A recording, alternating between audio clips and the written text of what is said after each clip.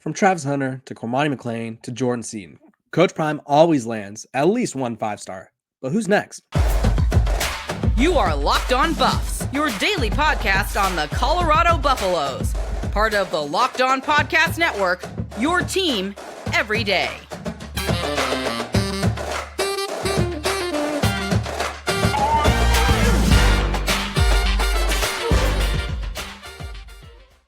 Welcome to Locked On Buffs. I am your host, Kevin Borba. Today's episode is brought to you by FanDuel. Make every moment more. Right now, new customers join FanDuel, and you'll get $150 in bonus bets if your first bet of $5 or more wins. Visit FanDuel.com/LockedOn to get started. We are also brought to you by the Locked On Podcast Network. It's your team every day for free and available wherever you get your podcasts. Who doesn't love free things? Thank you guys for tuning in and making me your first listen of the day. Like I said, free and available wherever you get your podcasts. We're talking about Colorado's next 5-star. He's good for one every single year, it seems like. That's what the trends tell us. He landed Travis Hunter when he was at Jackson State, flipped him from Florida State. He lands Cormani McClain, flipped him from Miami. It was kind of like a Miami-Florida situation. Then all of a sudden it was like, boom, he's going to Colorado. Shout out to Charles Kelly. He was also a big factor in that as well. And then this past season, this past class, 2024, he goes into the trenches. Everyone's like, oh, obviously he flipped 5-star corners. That's what he does. He's a defensive back Hall of Fame. He's a Hall of Famer at defensive back. Like, why wouldn't people want to play for him? He goes out and gets the best offensive lineman in the country, Jordan Seaton. So who's next?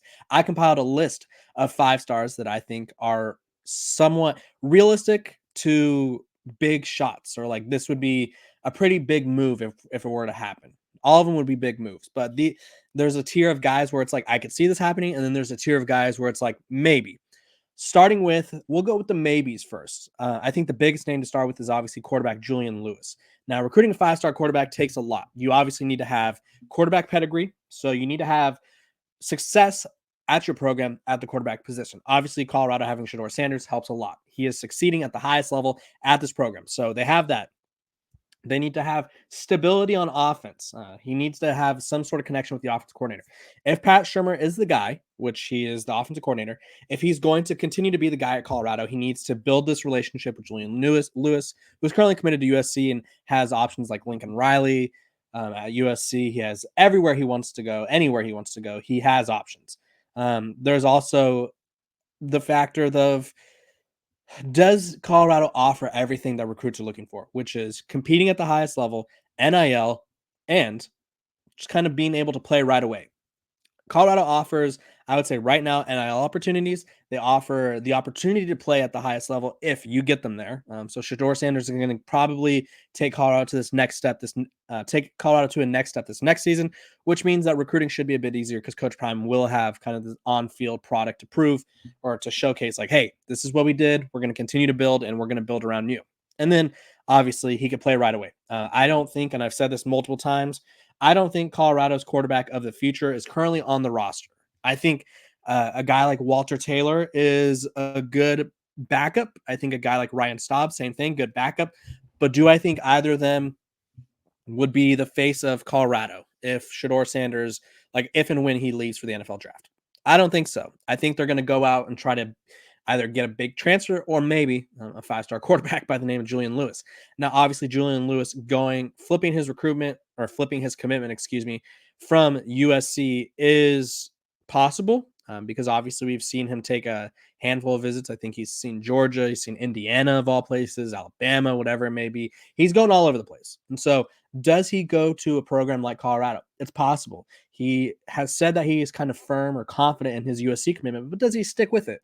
They're 18-year-old kids or 17-year-old kids, after all. It's hard to tell. Moving on to something that's more his bread and butter. This one would stand out more to me, or this one obviously seems like a possibility just because of the position. I'm looking at a fellow by the name of Fahim Delaney, or Delane, I believe is how you pronounce his last name. I apologize. He's from Maryland, so he has that sort of connection with Jordan Seaton in a way. Obviously, they didn't go to the same school, but you have that Maryland connection. You bring in Jordan Seaton, you're like, hey, get your boy, get him to come over here. He's 6'1" or 6'3", 195 pounds, number one safety, 5-star safety. And obviously, when you are a safety, you think of Coach Prime, or a defensive back in general. You think of Coach Prime and you're like, oh, wow, I could play for one of the best defensive backs ever. Not to mention, it is worth noting, Colorado's recent defense coordinator hire, Robert Livingston, coached safeties at the NFL level for the past decade, if you will. So you have two great defensive back minds coaching you. So I think that's one to look out for. And then this one is a little more interesting because his recruitment is more so up for grabs. I'm pulling up his ratings right now. If you see me kind of looking off screen, Jamie French, the 5-star wide receiver from Jacksonville, Florida. Coach Prime loves himself some Florida boys. He does. He loves his Florida recruits. He loves his Florida guys, and he will continuously target them. And Jamie French, 6'1", 185 out of Jacksonville, Florida, number 13 player in the country, was formerly pledged to Alabama this past season. Let me just tell you what he did this past season. 62 catches, 1,200 yards and 14 touchdowns. The year prior, he had 44 catches for 671 yards and 5 touchdowns. And then as a freshman, he also had a role, 116 yards and 2 touchdowns in 6 games. So realistically, he's one of the best receivers in the country. Coach Prime hasn't yet landed a 5-star receiver. I think that would be a big statement. I think same thing with the quarterback, same thing with Julian Lewis, I think that's one of those things where it's a maybe. You look at him and it's like, okay, could Colorado use him? Absolutely. Absolutely. But does Colorado have a track record of putting guys into the NFL at the receiver position? Right now, the only receiver that they kind of had the opportunity with, or at least Coach Prime does, is Xavier Weaver. I talked about it a few days ago. He's probably a day 3-ish pick if he gets picked. I think he offers a lot to NFL teams. He's not the fastest. He's not the biggest, but he's reliable. So he's kind of going to be the first Colorado wide receiver draft or make it to the NFL in the Coach Prime era. But Jamie French is a talent. He'd start right away. They have Draylon Miller too this past season or this past class, 4-star, borderline 5-star. And I think Jamie French can kind of look at him and see how things go for Draylon and kind of compare for himself. But obviously, I think the Florida connection, playing for an exciting coach like Coach Prime, that's exciting. But where it hurts Colorado right now is I think their unclear quarterback of the future situation could impact them in landing 5-star wide receiver like Jamie French. So then we go back to the trenches. Obviously, they get Jordan Seaton, which is fantastic. It's like that was I called him the cornerstone of the program. Assuming he stays, assuming he pans out and doesn't transfer and doesn't leave the program, Colorado has one of the best left tackles in college football for the next few years, possibly. Or that's what he's projected to be, one of the best left tackles in college football. If he pans out, sticks around, Colorado now has a key piece on their offense line. But guess what? There's 4 other spots on the offense line that are going to be up for grabs. Tyler Johnson this is his final year of eligibility. You look at a guy like Khalil Benson. He's up there in age. You look at a guy like Justin Mayers. Does he test the NFL waters? So there's a possibility that they lose a few guys. There's a possibility that they're losing at least 2. So you're going to need new linemen. And it never hurts to have more guys in the trenches. Injuries happen. Sometimes guys don't pan out. And like I've been saying on past episodes, it's really hard to build your offensive line through the portal each and every year. And I think Coach Prime knows that. And I think that's why he hit the position so much harder this past season. But there's 2 guys. Obviously, it depends on what Phil Loholt does in his first year on the job, kind of how the development goes. I think that's going to be a major selling point. But Colorado recently offered Andrew Babalola, I believe I'm saying right, or I hope I'm saying it right. Excuse me. Top player in Kansas. Currently looking at Oklahoma, Tennessee. Obviously, Colorado kind of got in a little bit late, but it's never too late when you're Deion Sanders. It's really never too late. The thing I say about Coach Prime is until pen was put to paper, recruitment's not over. He currently has spring visits, to Auburn, Michigan, Missouri, Texas A&M, USC, and Stanford.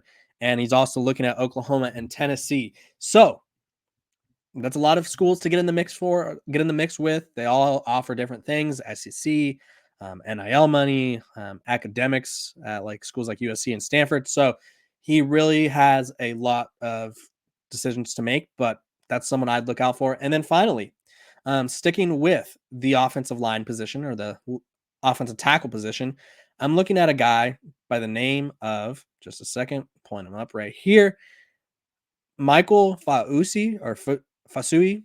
I'm sure I'm butchering the hell out of that, but number 2 offensive tackle in the class. He currently has a ton of visits scheduled. He's going to Missouri, LSU, Texas A&M, Texas, Oregon, Oklahoma, and of course, Colorado. He's from Texas. Coach Prime has Texas roots. And I think if you're Coach Prime, you really need Jordan Seaton to pan out. And you could kind of pitch like, hey, you guys could form the best tackle duo in the country. Jordan Seaton's going to be here for 2 more years, go to the NFL. After that, left tackle's all yours. We build around you guys. You protect our quarterback of the future. And I think that's a really, really huge sell right there. And then some wild cards. There's obviously Colorado's offered a lot of 5 stars. There's a guy like Deion Sanders out of North Shore in Texas, corner, recently committed to Ohio State. Now, obviously, it would take a lot to flip someone from Ohio State. But when I think of guys that Coach Prime has flipped, like Travis Hunter flipped from Florida State, and I want to say Florida State was struggling at the time, but things weren't smooth. Like that was almost a fireable offense to Florida State fans at that time. They were like, get Mike Norvell the hell out of here. We don't want him anymore. He just lost our top corner. Same thing with Miami this past season and Florida, if you will. Both Miami and Florida had some with Cormani McClain. So 2 years ago now, they both had some issues where it was like, okay, they did not perform. So is this really the best place for me? There's unrest at coaching. As long as Coach Prime wants to be in Boulder, he's going to be in Boulder. So that's the one thing that he offers. And obviously, he's an NFL Hall of Famer. So those are the 5 stars that I would be looking out for. I'm sure there's going to be new 5 stars that emerge. I'm sure there's going to be new 5 stars that could kind of dive into the mix here. But those are the ones that I would keep my eye out on if I were you. And I will keep you guys updated every step of the way. When we come back, we're going to be talking about the importance of the spring and their spring game for Colorado. Welcome back to Locked On Buffs. A word from our sponsors over at eBay Motors. Passion, drive, and patience. What brings home the winning trophy is also what keeps your ride or die alive. eBay Motors has everything you need to maintain your vehicle and level it up to peak performance, from superchargers, roof racks, exhaust kits, LED headlights, and more. Whether you're into speed, power, or style, eBay Motors has got you covered. With over 122 million parts for your number one ride or die, you'll always find exactly what you're looking for. And with eBay Guaranteed Fit, your part is guaranteed to fit your ride every time or your money back. Because with eBay Motors, you're burning rubber, not cash. With all the parts you need at the prices you want, it's easy to turn your car into the MVP and bring home that win. Keep your ride or die alive at ebaymotors.com. Eligible items only. Exclusions apply. eBay Guaranteed Fit. Only available to U.S. customers. Welcome back to Locked On Buffs. Appreciate you guys for tuning in and making me your first listen of the day. We are like a few hundred subscribers away from 5,000. Let's get there. We're so close. I appreciate your guys' support. We're talking about the spring game. And obviously, I feel like I already talked about all the hoopla that Colorado is doing. But if you guys don't remember, let me refresh you. There's a fashion show. There's a whole ordeal. There is a kind of like let me just walk you through, I guess, the schedule, if you will, because Coach Prime is making this into a event. He's making it into like a who's who, like you won't want to miss it if you do miss it, even if you're not really considering Colorado. Like, I don't want to call him out because obviously there was a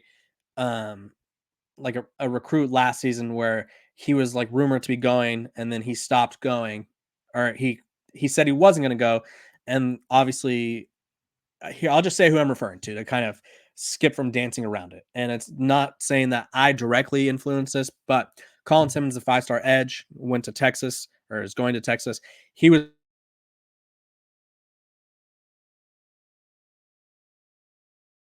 did an interview saying basically that he wants to play in the SEC. And so then he kind of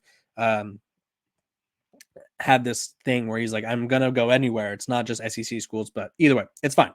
But even if you get guys like that who are considering certain schools or they have a vision for certain schools, this kind of keeps them entertained. It keeps them in the mix. And it's like, oh, this is kind of cool. So they're having what's called a prime weekend. So it's going to be a fashion show on Thursday. There's going to be an event for the boosters on Friday. And then on Saturday, they're doing an after party with white, black, Hispanic, and DJs. So there's going to be all kinds of music, and it's supposed to be really inclusive. He revealed this when he was talking to Lil Wayne on Young Money Radio on Apple Music.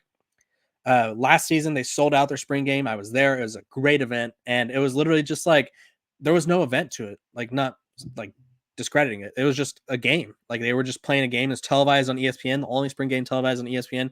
Fans were out there at like 8 a.m. tailgating. It was snowing. It was freezing cold, or at least for a California boy like me. And it was just an all-out awesome event. And there was no like extracurriculars. So he is putting on a show, putting on a clinic, if you will, on how to run a spring game. And I think he's realistically trying to build Colorado's brand some more, bring some more attention to the program, and he's trying to give a huge experience for the guys that have already kind of committed to visiting. Because Colorado, if you guys don't know, let me go over their spring visitors list that I wrote down right here. Just gotta log on. They are bringing in a handful of guys, and it is really a who's who of who's coming. You look, Julian Lewis is one of those guys, 5-star quarterback. Bear Tenney, tight end. He's got he's a 3-star tight end.